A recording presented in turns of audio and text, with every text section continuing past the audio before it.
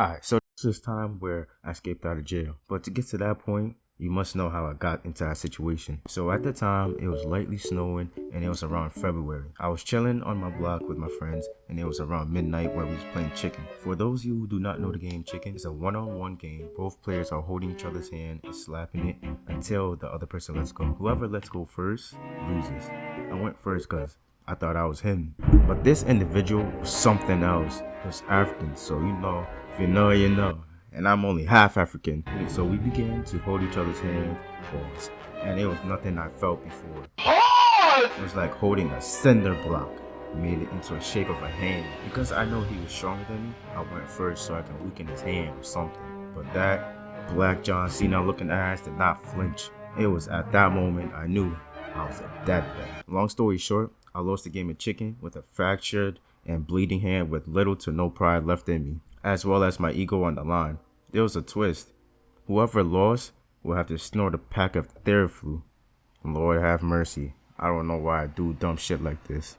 My friends lined it up as if it was crack and stood up a whole table for me to do it. Like, they were so weird. Why did I hang out with people like them? So once they did it, I was shocked that they even went through the effort of doing shit because they some lazy ass niggas. At first, I was bargaining with them, telling them I can't do it, my hand hurts, please no.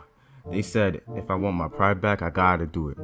And of course, I listened. So scarily, I leveled my head close to the table and waited a little bit, but couldn't wait for long because these niggas was just chanting, do it, do it, do it. Then I slammed myself on the table and snorted it all like it was crack, like a crackhead. After a couple of seconds, I started to feel tired. I asked my friends, what type of Theraflu was it? They started laughing and said it was nighttime, and usually nighttime versions are designed to make you sleepy. So while I'm just struggling to hold myself together, my friends seem to be a bit quiet, as if they was planning something. So while I'm dozing off and shit, I chose to lay down for a bit in hopes to recover, which was a terrible idea, because I started hearing sirens. I didn't think too much of it, because if you live in the hood, you know that there's a lot of ambulances. Hold on. But I didn't think too much of it because if you live in the hood, you know there's a lot of ambulances moving throughout the city. My eyes became a little bit fuzzy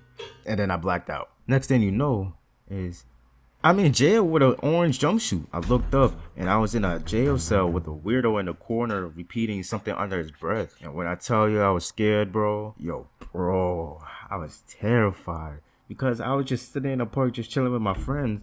And all of a sudden I'm waking up in a jail cell. Nothing made sense to me until I connected the dots. I heard sirens, so that must have meant that it was either the cops or the ambulance. But if it was an ambulance, where could my friends went? They would just stay there and wait until I recovered. That must mean that the cops came and they arrested me because I was the only person on the scene because my friends abandoned me.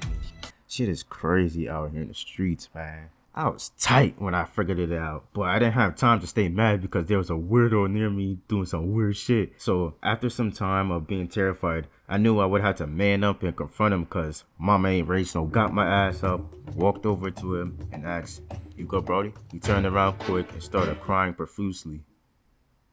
Big words like that. He said something along the words of, "You did me wrong, did me wrong, you did me wrong.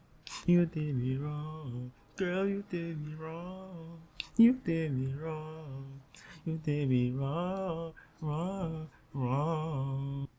I don't know, that kind of sounded fire. You gotta make that into a song, no cap. Anyways, I asked, what happened?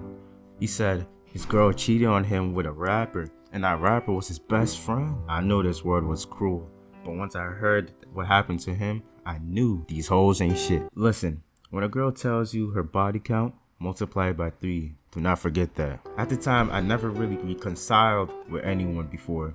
Vocabulary on point, you feel me? So the only way I knew how to cheer someone was to empower them with powerful music. I said to him, treat her like a queen, you shall be left on scene. She may not cheat, but she knows who's next.